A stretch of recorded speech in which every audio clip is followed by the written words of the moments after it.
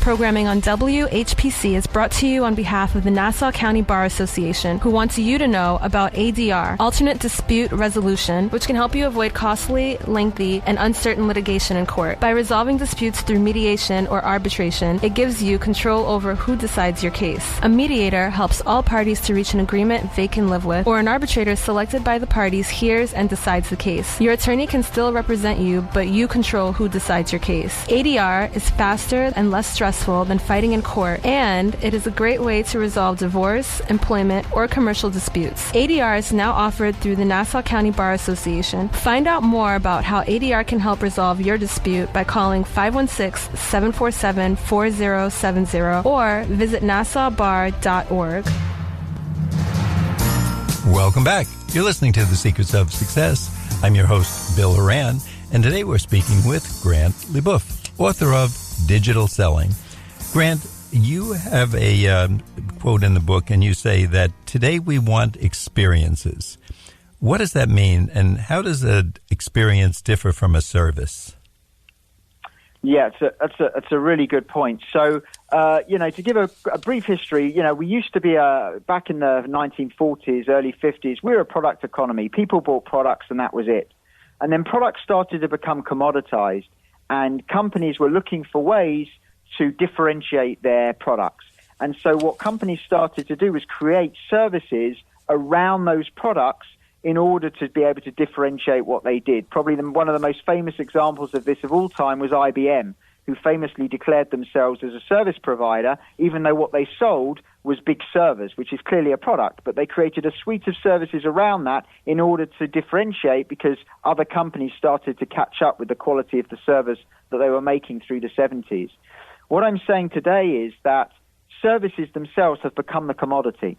We expect great service, and if you take a company like Amazon, when it's so seamless and it's so immediate, and so many of the deliveries, happen within hours now, and it's all streamlined and automated. I'm not saying service isn't important. It's absolutely vital. I'm just saying it's becoming a commodity. And people today are going beyond services, and what they want is experiences. And the utility today for many, many people of all generations, but it's even truer of the younger generation, millennials, etc., is experiences. And the difference, and it's very, very important, I know you asked this, the difference between a service and an experience, there's two differences. The first one is this: a service is done to you and an experience is done with you. A service is done to you and an experience is done with you. So I'll give the listeners a quick example of an experience, but a sporting occasion is actually an experience. Because as a sports fan, if you go to a stadium, it's not done to you, it's done with you. Because imagine, you've got the Super Bowl and no fans turn up. Even though they're playing for one of the greatest prizes in sport, there'd be no sense of occasion without the fans there, or a lesser sense of occasion. So it's not done to a fan, it's done with them. So how do you take, if you're an accountant or a recruitment agent or a realtor, how do you take what you do and make it an experience? Do it with someone rather than to them. So that's the first point. And the second point is this: services worry about KPIs, key performance indicators. We answer the phone in 3 rings. We deliver in 30 minutes or your money back. All those kind of KPIs, which are important, by the way. I don't want anybody to think they're not important. They are. But as an experience goes beyond that, and you ask yourself, how do I want my customer to feel? So in other words, do you sell candles or do you sell romance? You have to think about the emotional deliverable in order to make it an experience. Those, I think, are great examples, because you really had me thinking, and I'm saying, yeah, years ago when I went to a game, you bought peanuts and a hot dog because you were hungry. Today, I just saw in the paper, as the sports seasons, go into each other, all of the foods that they're selling at stadiums, ethnic foods, high-end foods, almost like you're going out for dinner, and you can get this and take it to your seat, and in some cases they deliver it right to your seat. The waiter or waitress or attendant will come to you. If there's little kids, they can have interactive games. You can go back and watch the game in a restaurant or a bar if you prefer that. You can have a skybox. I think that's a great example when you talk about the games, because we're all so familiar with sports. Now, something else you said, the salespeople today must disrupt the customer's paradigms. That has me confused. What does that mean?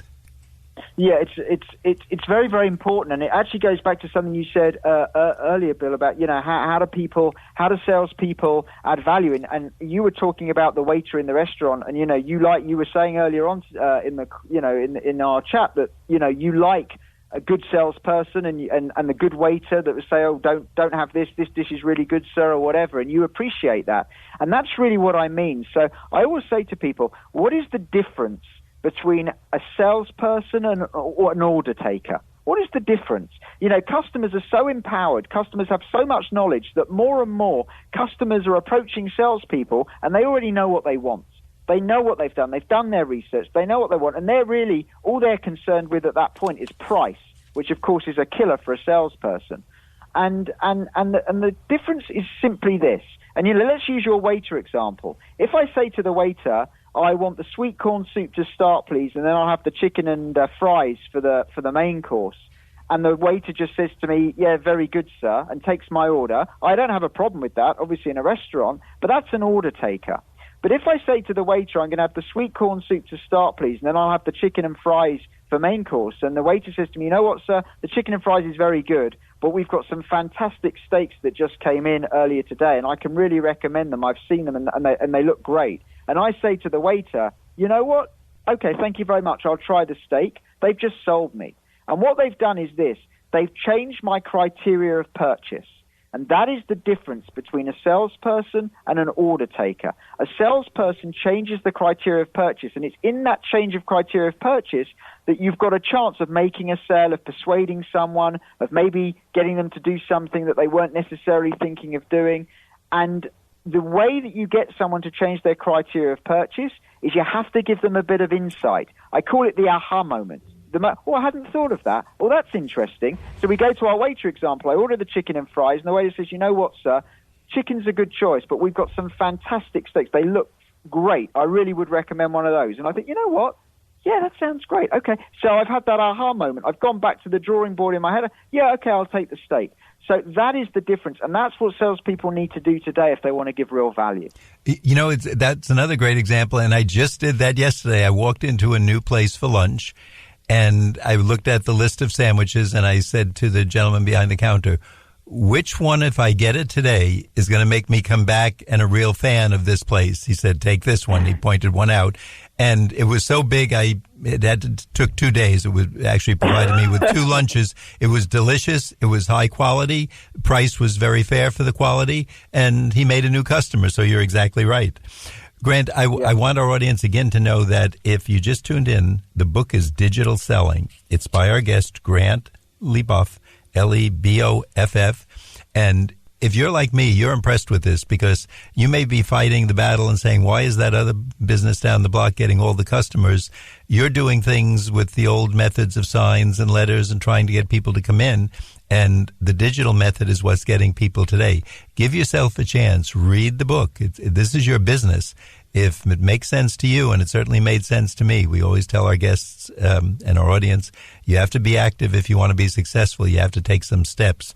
Grant's going to give us the website, please, again, and go out to that website and see what he has to say. Yeah, the website, thanks, but the website's Sticky Marketing, all one word, stickymarketing.com, and there's loads of videos and resources and downloads that people can get from there. Somehow I think you probably have a lot of T-shirts and things like that with Sticky Marketing on it because it's a great name. I love that. Grant, thank you. Yeah. Grant, what about today? Let's say someone doesn't like you. They come in to your restaurant, and it just turns out that the soup they got was sitting around a little while, and they're kind of grouchy people, and they start, putting something on the internet that's negative. How should a business handle that? Should they respond? What is there a rule of thumb they can work with? Yeah, so there's a few things. There's no hard and fast rule. You have to take everything on its merits. But a couple of things I'd say: always respond, and if you got it wrong, apologize. If you got it wrong, apologize because there's not a lot of, once you've said sorry, there's not a lot of things people can do. And, you can make your own luck. You can say to someone, we're really sorry you had that experience. It's very unusual. We'd love you to come back and try again and see how you did it. So they can see that there's a willingness. The other thing that I always say to people to do is try and get it offline as quick as possible. So, because you don't really want all that dirty linen in public if you can help it. So you might respond to someone and say, look, we're really sorry you had a bad experience with our soup. That's very unusual. Please give us your number. We'd love to give you a call, or give us your email, and we'd love to get in touch and try and take it offline so it then becomes out the public eye. But certainly at least let people see that you're responsive, because I think just ignoring a comment like that makes you look like you don't care. And you say before going online, a company must consider its tone of voice. And can you tell us, because you say, wait, online you don't have a tone of voice, it's words. What do you mean by that? Yeah, very important. So, I mean, you'll know this better than anyone, Bill, but, online is just media. And in media, you have to take a position. Otherwise you just are bland and you're dull and you're boring and no one cares. You have to take a position. So as a business, you have to understand, what do we stand for? What do we deliver to our customers? What's our value proposition? What's the thing we do great for our customers? And as we spoke about earlier on, what's that emotional proposition for our customers? And those three things define your tone of voice. And it's very important. Years ago, businesses just had to be good at what they did. Today, it's not enough to be good online. You own a media channel, and therefore you have to stand for something and take a position. And that's what we mean by tone of voice. So if you're selling tires, you're not just selling tires, you're selling long-lasting tires or safe tires or very inexpensive tires. Is that the deal? Yeah, and it might be that, you specialize in tires for trucks, for example. So you're the champion of the truck driver and the difficulties they have and the challenges they have if they're long distance, and you stand up for them and you defend them and you find extra value for them and hints and tips when you're on the road. And so you take a position for that audience, for the audience that you work with. So exactly right. Grant, before we wrap up for today, once again, I want our audience to know the book is Digital Selling. If you're not reading this book, you're not fair to your audience, to your customers, and you're probably going to see them go down. It's by our guest, Grant Leboff, Leboff. And once again, that company, the website, Grant? Yeah, it's Sticky Marketing, all one word.com. Thanks so much for being with us today. We hope our audience gets out there and takes a look at digital selling. We'd like our audience to know that you've been listening to The Secrets of Success on 90.3 WHPC. I'm your host, Bill Horan, asking you to please join us again next week at the same time when we'll continue our journey to success.